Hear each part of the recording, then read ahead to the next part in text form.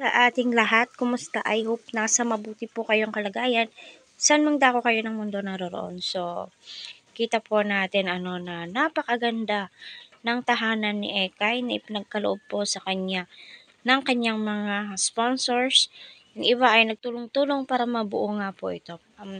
Masasabi ko lang, naway pag-igihan ni Ekay sa pag-aaral. Alam naman po natin kung gaano siya katalino at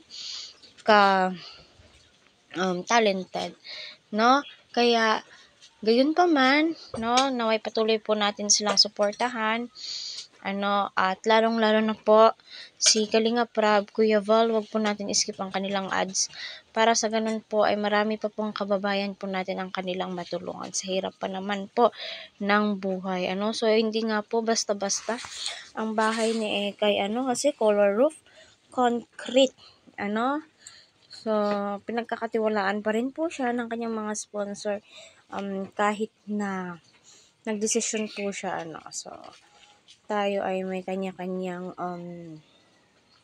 kapalarang